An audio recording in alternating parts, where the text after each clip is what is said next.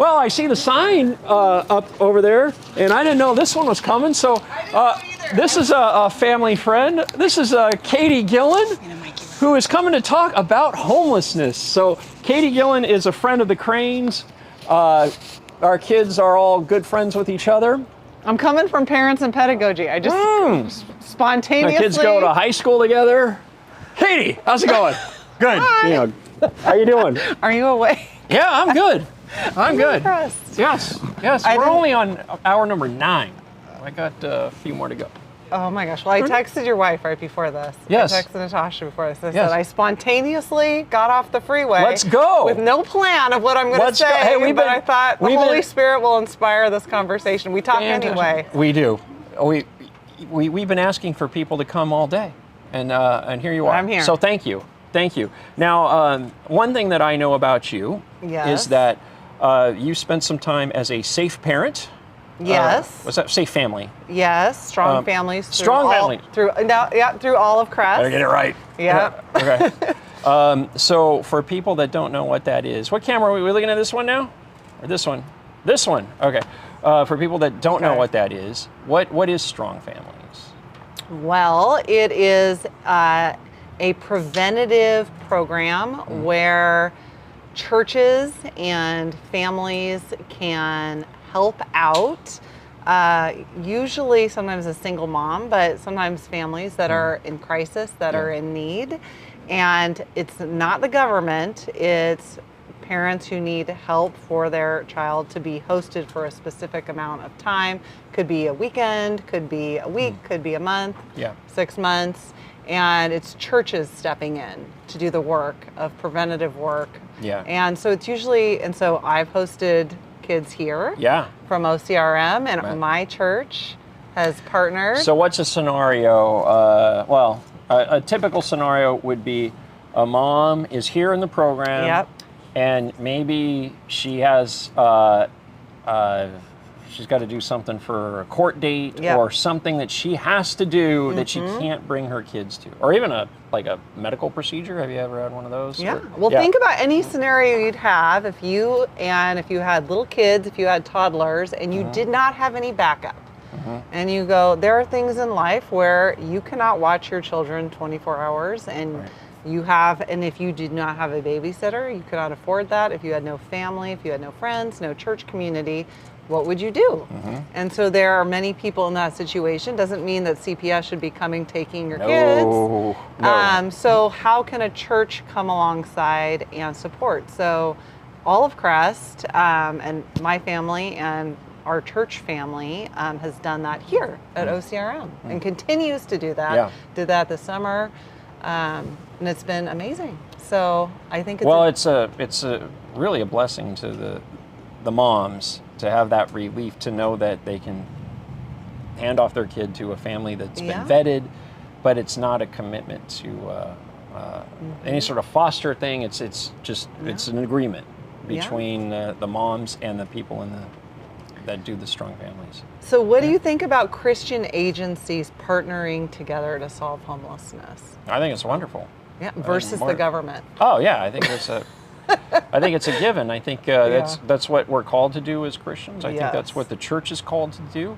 And I think great things happen when Christians come together and come up with ideas like this. Just what we're talking about right now. It's organic. Is a perfect example. There was a need with Strong Families, and then there's a need here, and then they found each other. Yeah. And you're watching your kids, and I actually remember there was one weekend when you had a kid who was at the Village of Hope, and you were watching him, and you came over to pick up our daughter, and I opened the door, and the kid standing on the front porch, and for half a second, I was like, what on earth is he doing here? You're like, don't I get a break? Well, no, I was more concerned, did he escape? And you're like, no, it's the Gillins. It's the Gillins. Yeah. It's the Gillins. But you're right. It's an amazing thing when it's the church stepping in, being the church. Yeah.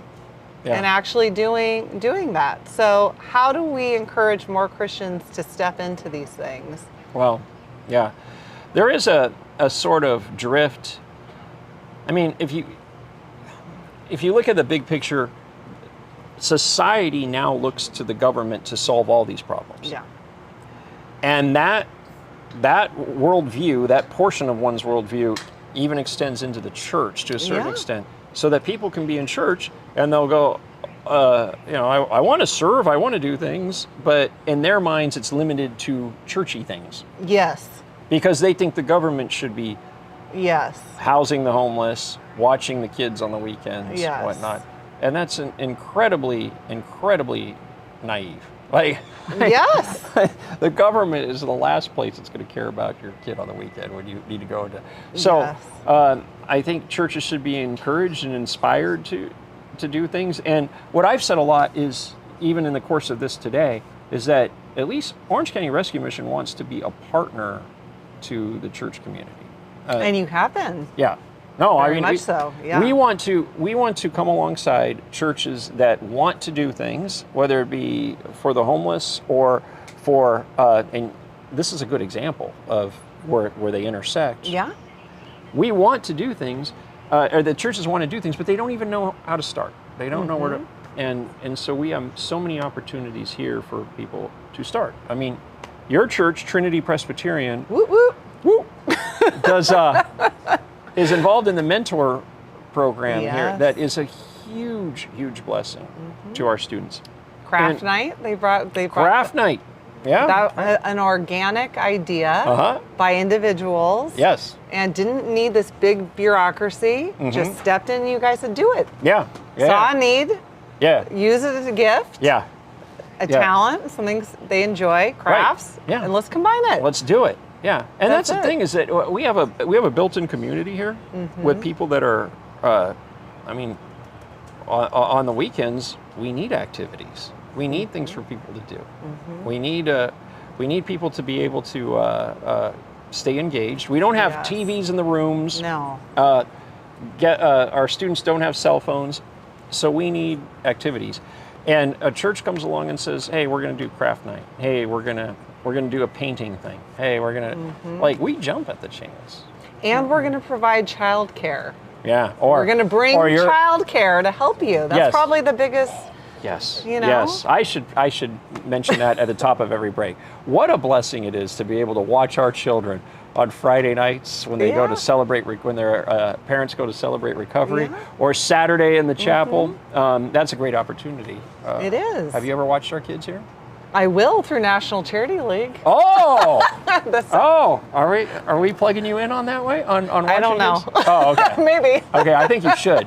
I think you should, because you have a way with that. Okay. All right. Lastly, I know that you have a lot of views on mental health and what services are available and not available to people. You want to talk about that? Well, I also have a personal connection to all of this, maybe a little bit tangentially, but my brother has had disabilities, passed away a few years ago, but had been in and out of different hospitals and different things like that. So I have seen the toll on a family dealing with all of those things. Very overwhelming. So yes, I very much have empathy, and I have amazing parents and had all the resources at their disposal, and still resources did not really exist. Yeah. And so those resources are very hard to come by. Yeah. And specifically for an adult suffering from mental illness that needs a lot of care. Yes. What do you do? And the amount of places that are available, at least in Orange County, is very few, right? Yes. Yes. And Although, I mean, was your brother in San Diego or? Well, my family has a nonprofit called Casa de Ama in San Juan Capistrano for adults with disabilities. I won't go into all of that for this, but those resources are few and far between. Yes. And as much as churches can step into there, at least to provide support, I think it's very helpful. How can a church, or do places that what's a typical, like, may I ask, like a configuration of a place where your brother was in? at any point? Like College Hospital here in. How long was he at College Hospital? Maybe off and on for a couple months. Oh, okay. All right. You know, they just call, if you're a parent in that situation, they just call you and say, like, we're releasing your child. Yeah. Like, that's it.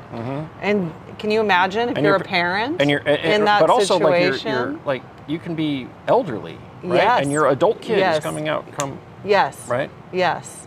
Yes. And as you can imagine, that is very frightening. Yeah. And yes, he had those situations up and down Orange County and San Diego for 20 years. Yeah. And that's not a unique story. No. I mean, No. those things happen So one from thing a good family. Yeah, one thing I've been asking people is, so if you could wave a magic wand, how would you fix that? More places for long-term care for people? I mean, big picture for all of these things, I think we need more Christians engaged. And if you had more Christians engaged, what would it lead to?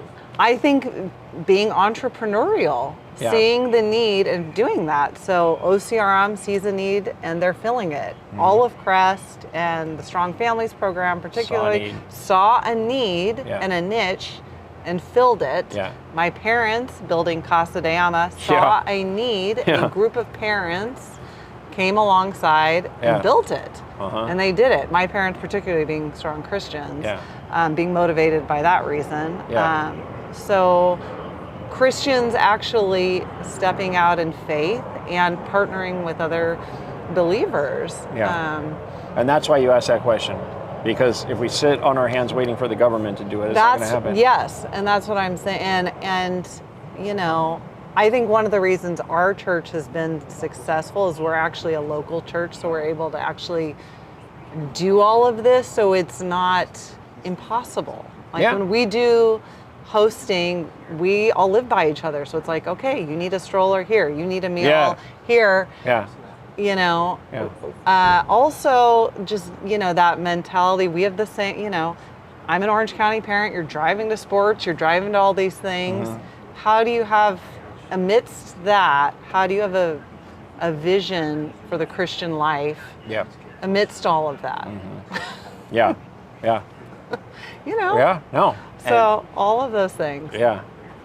Well, I'm glad we figured it all out while we were on the bench tonight. It's solved here. Yeah. But you raised some interesting points, and from someone who's experienced it firsthand, both with, I keep saying safe families, strong families, and with the experience with your brother, real change happens when the church comes alive and takes initiative. Very imperfectly, and I would just encourage people, in your weakness, step out in faith and do these things. If you're waiting for everything to align before you serve, like I'm waiting for this with my own family, I'm waiting for all these things, you will never do anything. Right. You have to step out and do it. Hey, absolutely. Yes. Yes. Ain't that the truth? All right. Hey, Katie, thanks for coming by on your way home. I will be. Yes. Thank you. Tell Peter I said hello. I will. All right. Okay. Katie Gillin. All right.